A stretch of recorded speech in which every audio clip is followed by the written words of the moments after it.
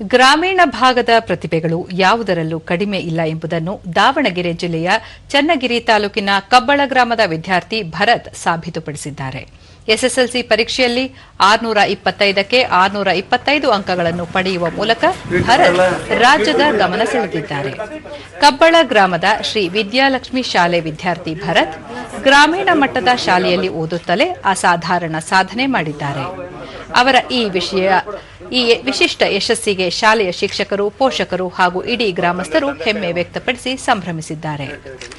ಜಿಲ್ಲೆಗೆ ಕೀರ್ತಿ ತಂದ ಭರತ್ರನ್ನು ಪ್ರೋತ್ಸಾಹಿಸಿದ ಮಾಯಕೊಂಡ ಶಾಸಕ ಕೆಎಸ್ ಬಸವಂತಪ್ಪ ಸನ್ಮಾನ ಮಾಡಿ ಗೌರವಿಸಿದರು.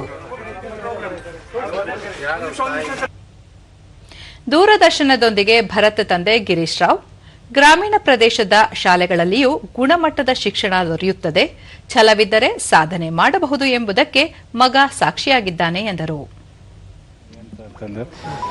ಚೆನ್ನಾಗಿ ಮಾಡ್ಯಾನೆ ಅಂತಿದ್ದ. ಏನಾರ ಸ್ಪೆಲ್ಲಿಂಗ್ ಮಿಸ್ಟೇಕಿಂದ ಏನಾರ 1 ಮಾರ್ಕ್ಸ್ 2 ಮಾರ್ಕ್ಸ್ ಕಡಿಮೆ ಆಗ್ಬೋದೇನೋ ಅಂತಂದು ಒಂದು ಎಕ್ಸ್ಪೆಕ್ಟೆಡ್ ಕೈಂದು ಅಷ್ಟೇ. ಕನ್ನಡದಲ್ಲಿ ಚೆನ್ನಾಗಿ ಬಂದಿದೆ ಸರ್. ತುಂಬ ಖುಷಿ ಆಗ್ತಾಯಿದೆ. ಅವ್ರ ಸ್ಕೂಲಿಗೂ ಧನ್ಯವಾದ ಹೇಳೋಕ್ಕೆ ಇಷ್ಟಪಡ್ತೀವಿ. ಸ್ಕೂಲ್ನಲ್ಲೂ ಸಪೋರ್ಟ್ ಚೆನ್ನಾಗಿತ್ತು ಸರ್, ಟೀಚರ್ಸ್ಗಳದ್ದು. ಮನೆಯಲ್ಲೂ ಚೆನ್ನಾಗಿತ್ತು ವಾತಾವರಣ ಓದೋಕ್ಕೆ, ಅದರಿಂದ ಚೆನ್ನಾಗಿ ಓದೇನೆ ಅನಿಸುತ್ತೆ. ಭರತ್ ತಾಯಿ ಶಿಲ್ಪ ತಮ್ಮ ಮಗ ಪಟ್ಟ ಕಷ್ಟಕ್ಕೆ ತಕ್ಕ ಪ್ರತಿಫಲ ಸಿಕ್ಕಿದ್ದು ಅವರಿಗೆ ಬೆಂಬಲವಾಗಿ ನಿಂತ ಎಲ್ಲರಿಗೂ ಧನ್ಯವಾದ ತಿಳಿಸಿದರು. ಮನೆಯಲ್ಲಿ ಹೇಳ್ದಂಗೆ ಕೇಳ್ತಿದ್ದ, ತುಂಬ ಖುಷಿ ಆಯ್ತು ಸರ್.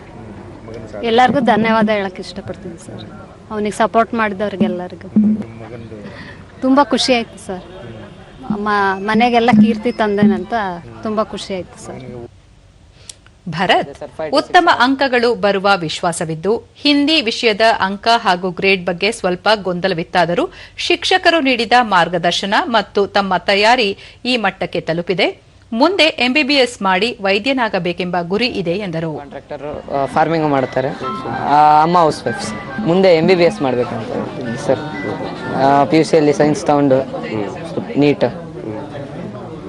ಹಾಂ ಸರ್, ನಮ್ಮ ಫ್ರೆಂಡ್ಸ್ ಜೊತೆ ಕೂತ್ಕೊಂಡೆ ಓದ್ತಾ ಇದ್ವಿ. ಅವರು ಡಿಸ್ಟರ್ಬ್ ಮಾಡ್ತಾ ಇದ್ದಿಲ್ಲ ಸರ್, ಅವರು ಜೊತೆಗೆ ಓದೋರು.